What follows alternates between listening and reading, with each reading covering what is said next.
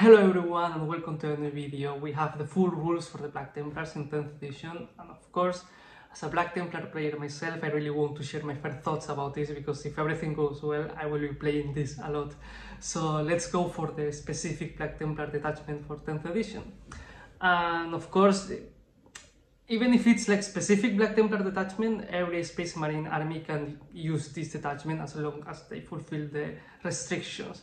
So first restriction, it makes sense. You are not allowed to take any kind of cycle. Of course, it makes sense, lore accurate, it's good.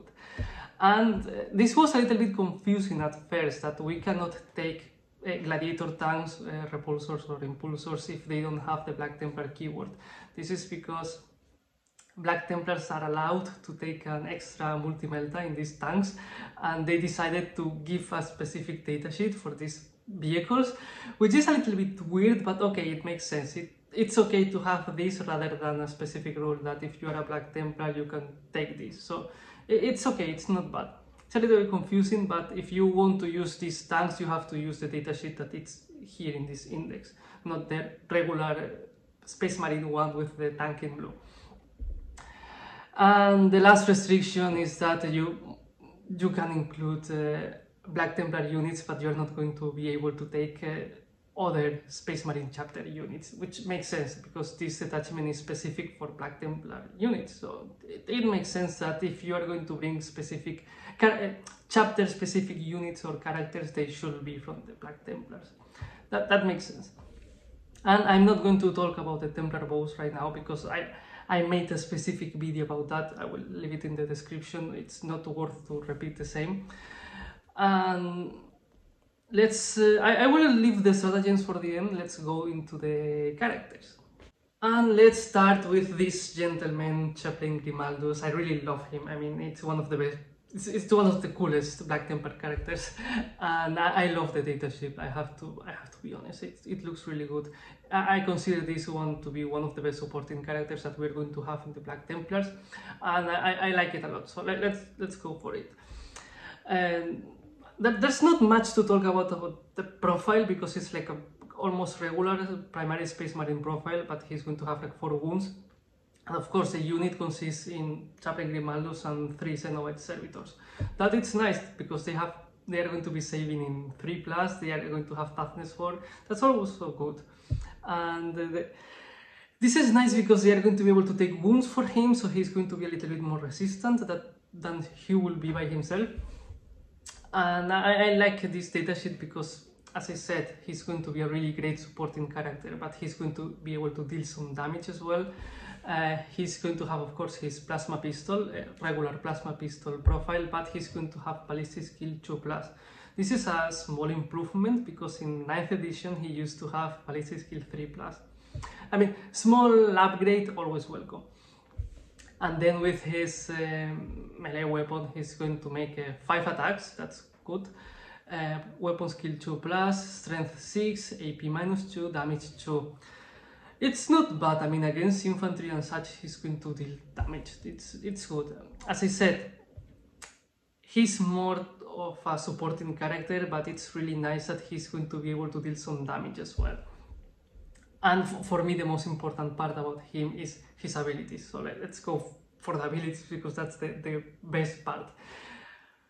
Feel no pain 5+. Great, perfect. More survivability, that's always welcome. He's a leader, of course, because his abilities are regarding the unit that he's going to be leading. So if we have this character, he needs to lead a good unit that will make use of his abilities.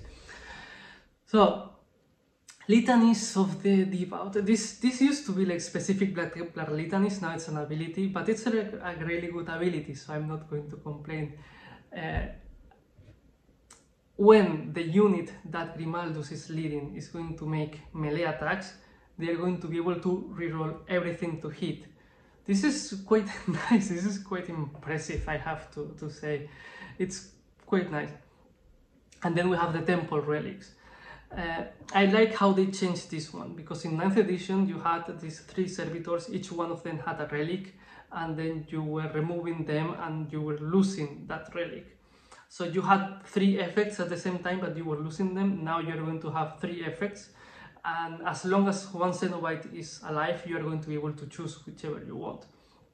And it's better in my opinion, especially because they all of them look quite nice, and depending on the situation we will want to have one or the other one, but they are all really good. So as long as one of the Cenobite servitors is alive in our command phase, we're going to be able to choose one of these relics to use, and that benefit is going to be active until our next command phase. So which are these relics? Banner of the Fallen Crusaders. The unit that he's leading is going to be able to advance and declare a charge. Good. It's going to be good, especially in a melee army. It's going to be really nice. Remnant of the Fallen Temple. Models in this unit are going to have a Feel No Pain 5+ ability. Really good. More survivability, it's always welcome. And then the last one is going to improve the armor penetration of the melee weapons by 1. This is also nice because this is something that you can use during the game in different ways. Like, okay, you start the game, you expose this unit, you decide to have a 5+ Feel No Pain to add survivability. Then you consider that you can advance and make a charge, you can use that benefit in your next turn. And then if you are in combat, of course you're going to use the one to add armor penetration to the weapons that you are going to be using. So it's really great, and of course he's going to have a 4+ invulnerable save. So I really like Chaplain Grimaldus. It looks really nice, and as it says here, he's a leader, and we're going to be able to add it to Assault Intercessor Squad, Inferno Squad. I don't see the point of adding him to Inferno Squad because we are going to be losing the possibility of rerolling the hit roll because they are going to auto hit. But anyway, maybe it can be worth it. Who knows? Who knows how the game will turn? Intercessors, Primaris Crusader Squad, and Primaris Sword Brethrem. That's quite nice. I mean, I feel encouraged to add him to Crusader Squads because they are larger. They are like 10-man unit, and they are going to be able to. We are going to be able to have them in 20 models in one squad, plus Grimaldus, with these relic benefits and rerolling every melee weapon to hit. It's going to be quite impressive, I think. I really like Grimaldus. I think that unless he has some crazy amount of points, he should be an auto-include in every Black Templar list, especially if we are going to have infantry and such. So Grimaldus, I'm very happy with him. And let's talk about the High Marshal himself. If Grimaldus was more like a support character for the unit that he was leading, Helbrecht is more like a damage dealer, but he's also going to be supporting the unit as well, but he's more about dealing damage. So the profile, I'm a little bit disappointed because he only has 5 wounds. I expected more. But I guess that they did this to encourage us to put him in some big unit. That's what I think. And I'm happy that he's going to be saving steel in 2+, that's quite nice. And the ranged weapons, Ferocity as usual. This is a combi weapon, so now it has the combi weapon profile for all the combi weapons. I'm happy because, of course, anti-infantry 4+ is nice, and devastating wounds, it's even nicer. But it's not that impressive. I mean, the impressive part of him is the melee weapon. So at 2 attacks, ballistic skill 2+, strength 5, AP -1, damage 2. It's okay. It's okay. Yeah, that's it. Melee weapons. This is where the good things start. Because of course he's going to be able to have 2 different type of attacks depending if we want to. Depending if we are going to be dealing damage about like a horde, like a lot of models, or stronger models. So 100 profile, 12 attacks, impressive. Of course in 2+, strength 6, AP -3, damage 1. That's impressive. I like this one a lot. If we are going to be dealing against hordes, this guy is going to be able to deal a lot of damage. And then we have the 200 profile. This guy is 6 attacks, 2+, strength 8, AP -3, damage 3.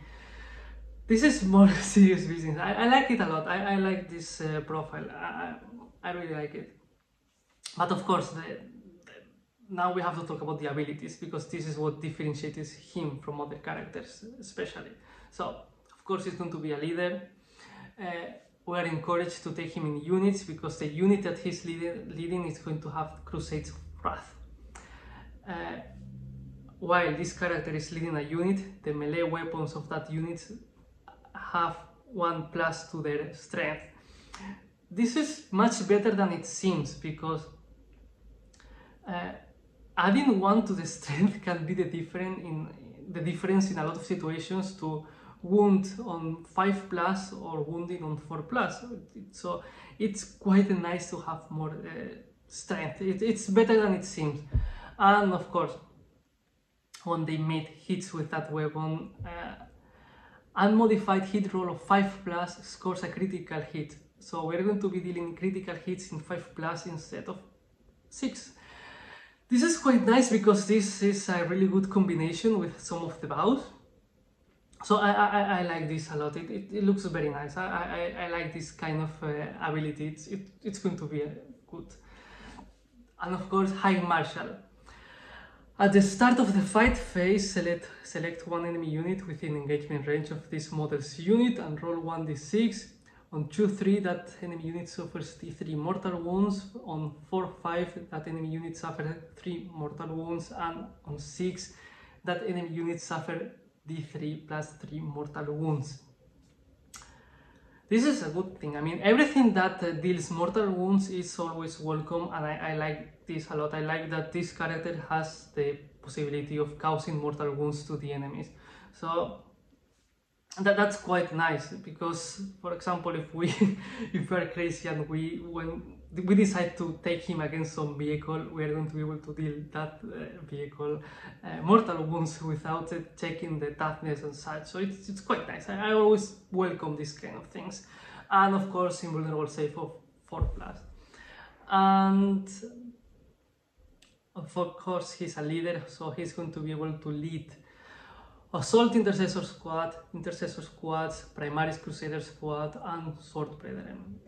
It's quite nice. I don't know where should I put him, to be honest, because I guess that he's going to be the best in the specific Black Templars units, but he's a really good character. I'm in love with Marshal and Grimaldus, so for now I'm quite happy with all of them.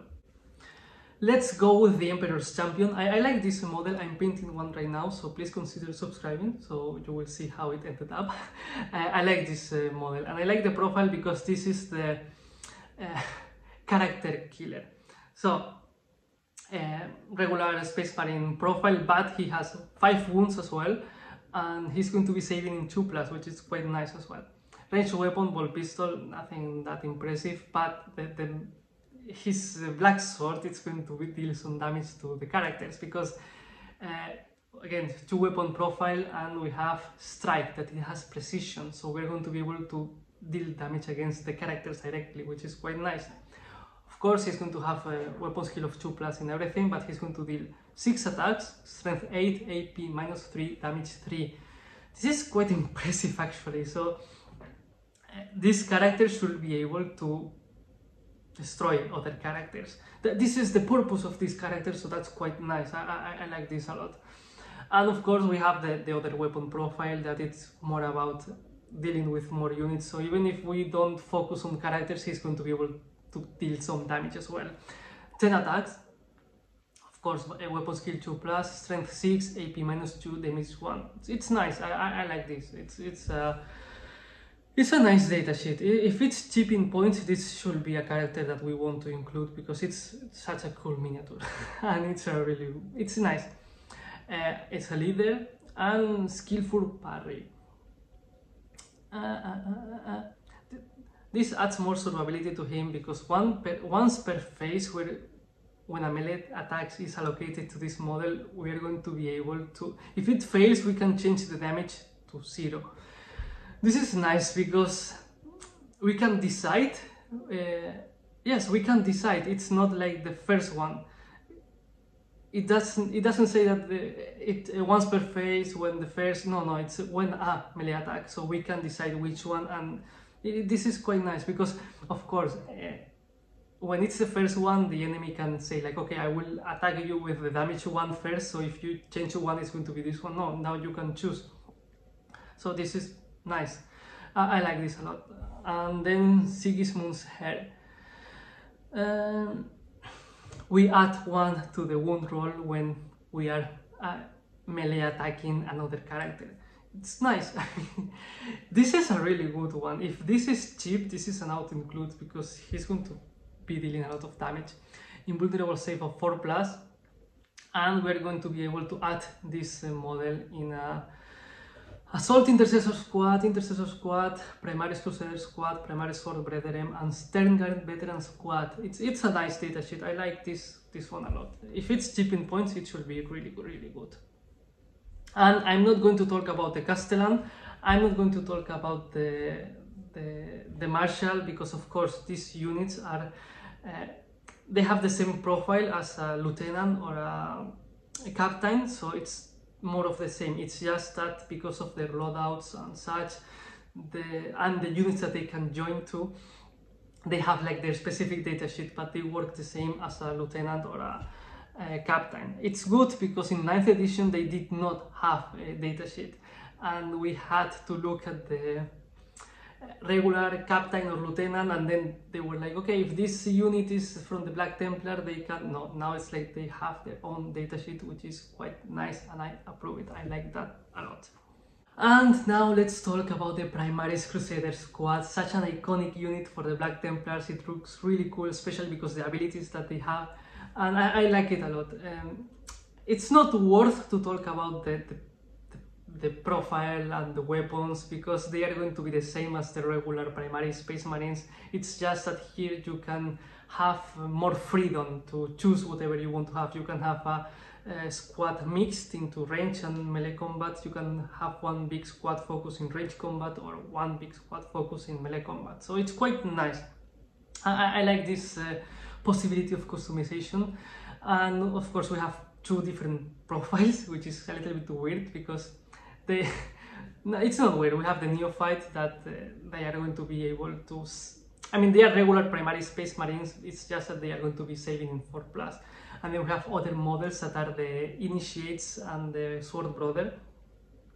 It's weird, okay? I say that it's weird because a Sword Brother in this squad, it's going to have 2 wounds, but the Sword Brother in the Sword Brethren squad is going to have 3 wounds. That it's a little bit weird, because it's the same model technically. Anyway, the range weapons are the same as the Primaris Space Marines, melee weapons as well. It's just that here the neophytes, they have a neophyte firearm, that it's going to be like a worse version of the bolt rifle. So it's nice because we have a lot of possibilities of customization of this unit. We can have like a unit of 10 that it's mixed into range and close combat, or we can decide to go for range weapons, close combat. We can do a lot of things with this one, and that's quite nice and it's unique and I like it a lot. But the good thing is the abilities. It's scouts 6 inches, so this unit can make a pre-game move of 6 inches, which is quite nice because these are Crusader squads. Usually you want to throw this against the enemy to start the Black Templar Crusade. This is what they do. They do their crusades. So it's nice that this unit, that it's mainly, let's say that we can add the characters that we mentioned here and make them in melee combat quite scary. It's nice. It's if at the start of the game we can have them move, have them moving forward. It's quite nice, and they have right. I don't know how to pronounce this. Sorry.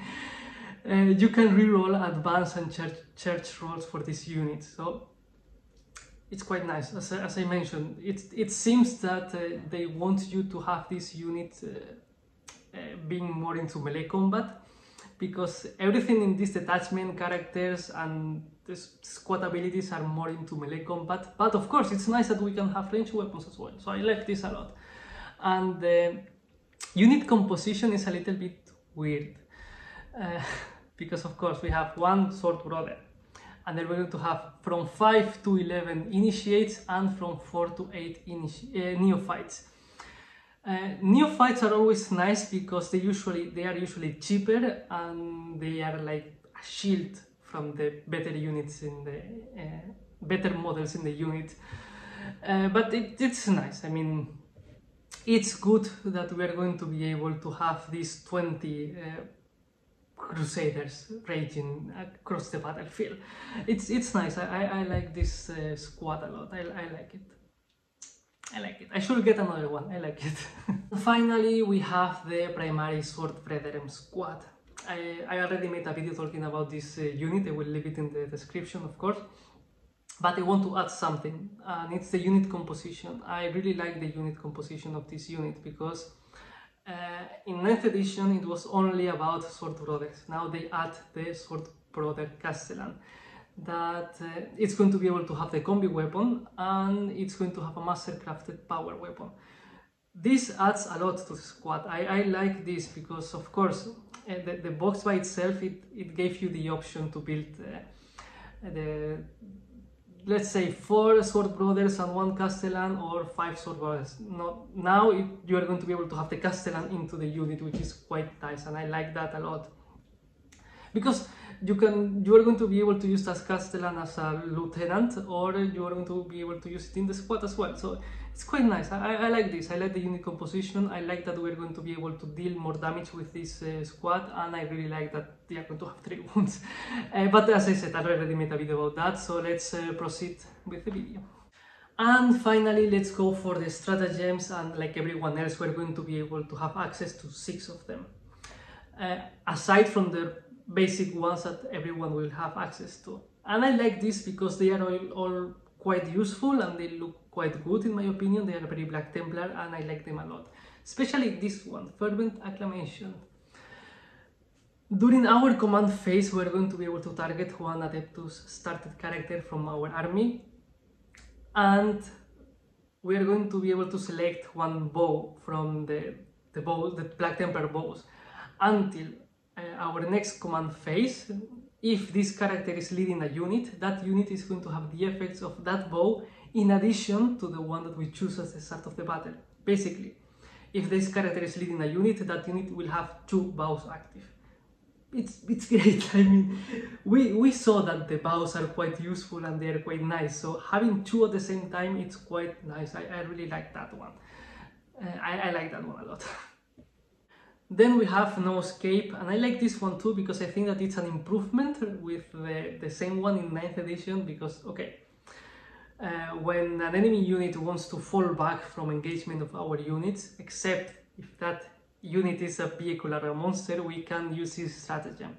If we do it, we roll 1d6, and of course this has benefits from one of the bows. But anyway, 4+, that enemy cannot move, it must remain stationary. Not 4+, that unit can fall back, but it must take a desperate escape test. So it's like a win-win situation. It's quite good. I like this stratagem a lot, and it's nice. I like it. And of course we need to have this famous Black Templar push as a stratagem, and I like how it's going to work in our opponent's shooting phase. After that unit shoots, we're going to target 1 Adeptus started unit of our army that had 1 or more models destroyed by those attacks. And if we do so, we are going to be able to move, we're going to be able to make a normal move up to 6 inches towards that enemy unit. This is nice. I like this one a lot because this benefits melee chapter like the Black Templars. I like it. It's good, and I guess that this is going to be useful in a lot of situations.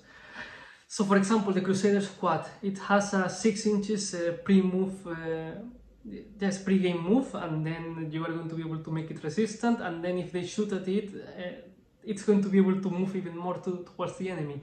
This is quite nice. I like this one a lot as well. It's a good one. Then we have Armor of Contempt, and we know what this does. I mean, it's going to worsen the enemy attacks AP by 1. It's quite nice. We are going to be able to use this one in the shooting phase, fight phase. It's going to be able to. We are going to use this one right after the enemy chooses the enemy. So it's nice, simple but effective. Then we have Crusader's Wrath. I like this one too because in the fight phase, we're going to be able to choose 1 of our Adeptus started units, and when it fights, we're going to be able to add +1 to the AP of the melee weapons. This is quite nice. This is nice, it's good. Simple and good. And then finally we have Vicious Riposte. We have to be careful with this one, okay? Use it carefully, because it says right after the opponent player chooses to attack one of our units, because it's not going to work if they destroy all the units and then you say, oh no, I'm going to use this stratagem. No, it has to be before making the attacks, okay? And of course the effect, per each enemy unit that dies or it's destroyed by those melee attacks, we are going to be able to roll 1d6, and on 4+ we leave that unit there and it will make the attacks, and then we are going to remove them from the play. Of course, there are some of these stratagems that they received some benefits from the bows that we choose, but as that depends on the bow, I just wanted to talk about the general stratagem.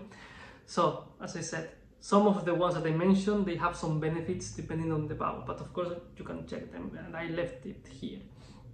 So let's continue. And now finally let's go for the enhancements. We have Perdition's Edge. Okay, Adeptus starter model only, of course, and improved strength and armor penetration characteristic of the bearer's melee weapons by 1. Good one. It's good. It benefits a lot Black Templars, of course. And then if the Suffer Not the Unclean to Live bow is active for your army, add 1 to the attacks characteristic of the bearer's melee weapons as well. It's a good one. I like it. Then we have Witch Seeker Bolts. This is weird because this is the only one that it's focused in range weapons, which is quite interesting for a Black Templar army. But anyway, again, Adeptus as starter model only. The bearer's range weapons have the Precision, Anti-Psyker 4 and Devastating Wounds abilities. This is quite interesting, and if Abhor the Witch, Destroy the Witch bow is active for your army, each time the bearer makes a range attack that targets Psyker unit, you can reroll the hit roll and you can reroll the wound roll. This is quite interesting. I have to be honest that this is quite interesting. If we choose this bow and we have this specific enhancement, it's going to deal a lot of damage against armies like Thousand Sons or Grey Knights. It's quite nice. I like it as well. So again, it's weird that it's mainly for range weapons. And then we have Sigismund's Seal. Again, Adeptus a starter model only. Improve the attacks characteristic of the bearer's melee weapons by 1. It's okay. And while the bearer is leading a unit, if they accept any challenge, no matter the odds, bow is active for your army, each time a model in that unit makes a melee attack, a successful and modified hit roll of 5 plus scores a critical hit. This is nice. This is a little bit similar than this second ability is a little bit similar than Helbrecht, but it's still a good one. I mean, it's nice. I also like it. They are all quite good, to be honest. I'm not sure which one is my favorite yet, but they are all quite nice. And then finally we have Tannhauser's Bones. Again, Adeptus starter model only, and each time an attack is allocated to the bearer, half the damage characteristic of the attack. I like it. It's always nice to add survivability to the characters. And then, of course, while the bearer is leading a unit, if they uphold the honor of the Emperor bow is active for your army, models in that unit have a Feel No Pain 5+ ability. This is quite nice. This reminds me a little bit of the ability of Grimaldus as well. But they are a good enhancement. I mean, I really like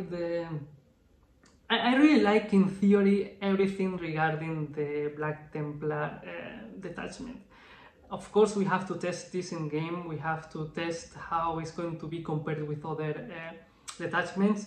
And I have to say, the best part of this is that we are going to be playing with Space Marines. So if we do not like this detachment, we can use let's say the generic Space Marines, paint them as Black Templars and choose whatever detachment that we want, or suits better our playstyle, so it's quite nice. I mean, I really like this way of playing Space Marines in 10th edition.